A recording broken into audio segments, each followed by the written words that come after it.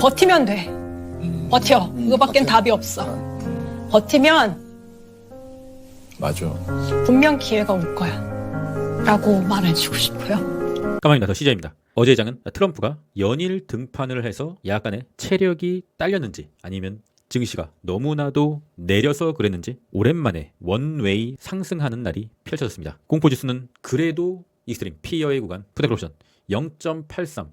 푸덴코옵션이 좀 많이 올랐다. 이제는 조금 쉬어가야 되지 않겠느냐. 기임전사의 주간 동향을 보면은 주간이랑 월간은 당연히 롱에 엄청나게 베팅을 하고 있고요. 그러나 어제 금요일의 일간 순매수는 MSTG 그리고 이제 계잡주 세이버, 속스 반도체 숏이죠. 약간의 뭔가 이상한 기류가 펼쳐지기 시작했다. 미세한 반격의 시기가 온 것이 아닌가. 낙동강 방어선까지 뚫리고 메가더 장군이 살짝 당도하기 시작한 것이 아닌가. 다음 주 어닝 발표. 다음 주는 어닝 시즌이 사실상 끝났다고 보고 있고요. 목요일 장후에 마이크론, 나이키, 금요일에 니오와 카니발, 마이크론을 제외하고는 추억의 종목들. 다음 주 주요일정입니다. 월요일에 엔비디아 AI 컨퍼런스 GTC가 있는데 당연히 AI 양자 종목들에 영향을 주는 컨퍼런스고요. 이 컨퍼런스가 있기 때문에 금요일에 AI 관련주 그리고 반도체 관련주가 약간의 반등을 꾀하지 않았나. 그런데 이게 또 소문난 잔칫집에 먹을 것이 없다. 그래도 다음 주 초까지는 기술적 반등은 좀 일어나지 않겠느냐. 그렇게 보고 있습니다. 화요일에는 2월 산업 생산 그리고 수요일에 일본의 중앙은행 금리 결정이 있습니다. 전문가들의 예상치는 이번에는 동결을 예측한다고 하고 있고요. 유럽 소비자 물가지수 CPI도 있고요. 그리고 이제 다음 주에 하이라이트 미국 FOMC 금리 결정, 파월의 연설, 점도표. 패드와치는 금리는 동결 98%로 예상하고 있습니다. 패드와치가 98%로 예상을 한다고 하면 당연히 동결이고요. 볼 것도 없이 동결이다. 그러나 언제나 그랬듯이 금리 결정 후에 파월의 연설 그리고 점도표. 작년 말에 점도표가 25년 연내에 2번 금리 인하를 할 것이다. 당초 3번의 금리 인하 예상을 뒤엎는 좋지 않은 소식으로 작년 말부터 조금 나스닥이 휘청거리다가 25년 2월부터 트럼프의 관세 전쟁으로 인해서 추세가 꺾여버린 거죠. 이 추세를 조금이라도 잠시나마라도 돌릴 수 있는 것은 이제는 구세주가 된 파월의 연설과 점도표다. 점도표가 현재는 연내 금리 인하 2번을 예상하고 있는데 연내 3회로 한번 올려준다고 하면 호재로 작용할 수 있지 않을까. 그런데 개인적으로 그럴 확률은 좀 낮다고 보고 있으며 그래서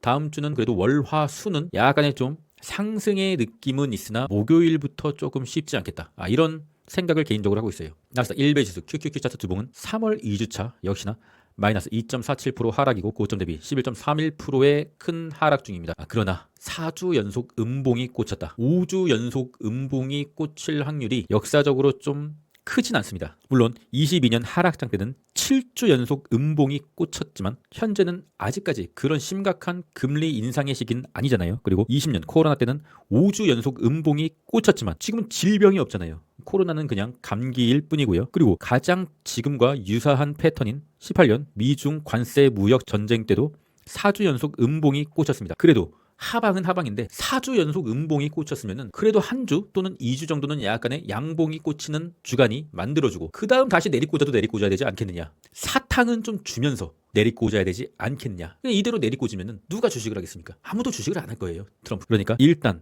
전체적인 추세는 당연히 좋지는 않으나 1, 2주 정도는 그래도 기술적 반등이 이제 시작되지 않을까 더 시저의 예상입니다. 근데 아무리 내려도 22년 하락장 1파의 하락폭인 여기서는 무조건 좀 반등이 좀 나오지 않을까. 현재는 다음 주에 조금의 반등 후에 다시 한번 이렇게 내리면은 여기서는 좀 매수를 받아보아야 되지 않을까 생각 중입니다. 저 같은 경우는 금요일에 장중에 조금 베팅을 했어요. 일단은 그 베팅은 전고점을 뚫는 베팅이 아니라 기술적 반등이라도 먹어야죠. 손 놓고 당할 순 없잖아요. 롱의 보조지표 다우산업 2주 연속 음봉, S&P, 나스닥 4주 연속 음봉. 그러나 잘 보세요. 주봉이 다음 주 시작봉이 볼린저 밴드 하단 밑에서 나스닥이 시작합니다. 그럼 볼린저 밴드 하단을 맞으러 약간의 좀 기술적 반등이 와줘야 되는 자리죠.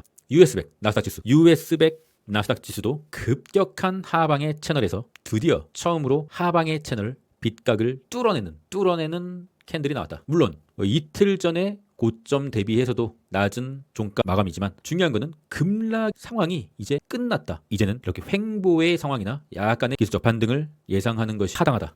끝없이 내리는 건 없으니까 일단은 기술적 반등을 보더라도 나스닥이 추세가 깨졌던 기존 상방 추세 하단 라인 검정색 강한 저항이 있을 것이고요. 그리고 볼린저 밴드 주봉 하단의 자리인 빨간색 선 체크드렸죠. 19,928포인트 강한 저항이 있을 것이고요.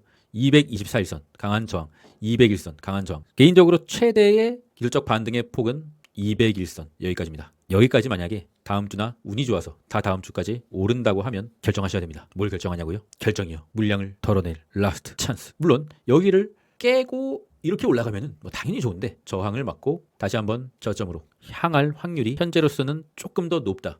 하지만 만약에 그런 상황이 오면은 여기서는 무조건 좀 베팅을 해야 된다. 일단 더 시전은 약간의 물량을 좀 미세한 물량을 계속적으로 좀 모으고 있었고 금요일에도 약간 더 모았습니다. 일단은 기술적 반등이라도 먹어봐야 하지 않겠느냐. 18년 미중 무역 전쟁 때도 추세를 이탈하고 약간의 기술적 반등, 여기가 뭐죠? 마지막 기회였던 거죠. 내리고 다시 기술적 반등하고 최저점 찍고 쭉 반등. 파동을 견딜 수 있다. 나는 완벽한 여유 자금이다. 또는 평단이 아주 낮다. 아주 낮다. 그런 상황에 좋은 평단을 가지고 있으면은 한 두세 달간 주식장을 보지 마세요. 그러나 나는 트레이더다. 장투 물량도 있지만 단타도 겸한다. 더 시자처럼요. 그러면은 트레이딩 해야죠. 대응해야죠. 시나리오를 갖고 그 시나리오가 틀리든 맞든 간에 트레이딩을 해야 됩니다. TQQQ.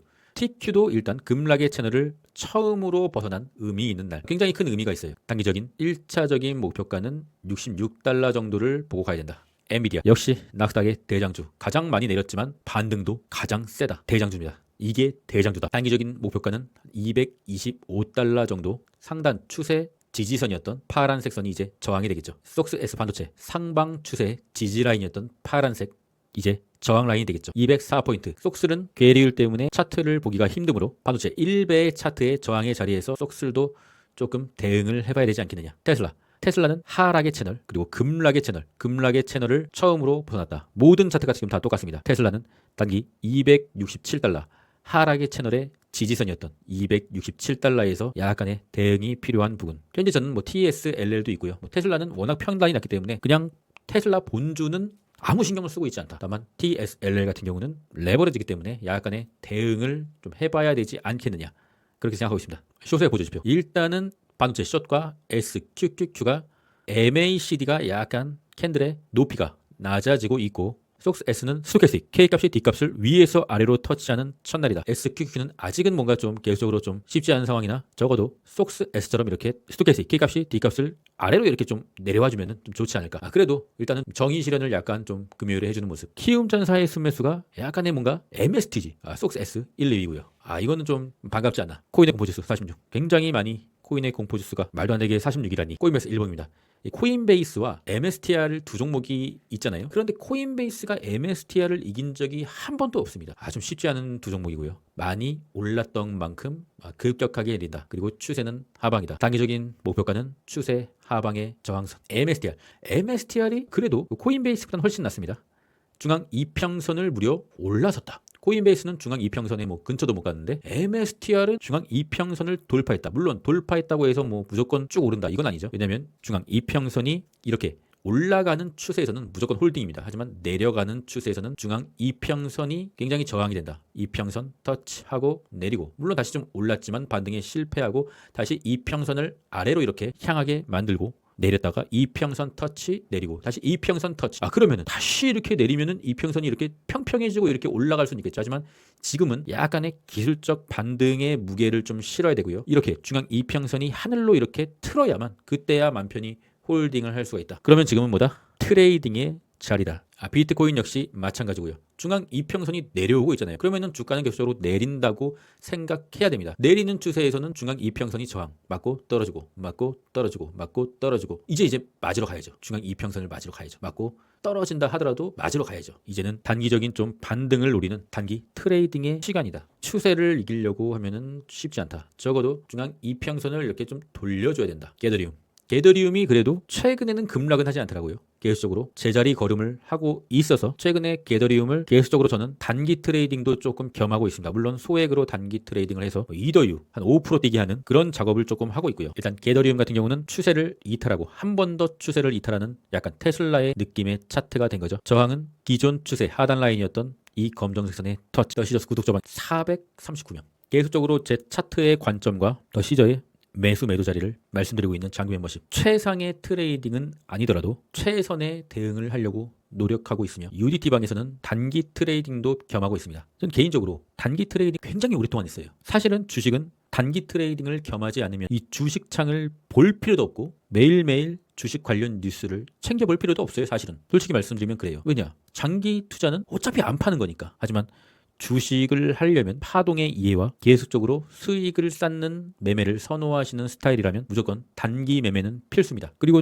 국장도 저는 하고 있는데 국장은 절대로 안 진다. 그것을 UDT 멤버십에서 하고 있고요. 금요일에도 수익 실현을 했다. 관심 있으신 분들은 고정 댓글 링크를 확인해 주세요. 돈스타, 인베스팅, 코리아노, 쿠바 미사일, 닉슨, 스태그플레이션, 블랙 먼데이, 소비에트, 걸프전, Y2K, 브렉시트, 코비드 모든 역경을 견뎌내고 하는 게 장기 투자. 장기 투자하려면 뉴스를 볼 필요가 없다. 하지만 단기 트레이더까지 겸하고 싶다라고 하면 차트 공부와 트레이딩 기술을 익혀야 된다. 함께 합시다. 그럼 전 끝까지 했습니다. 이상입니다.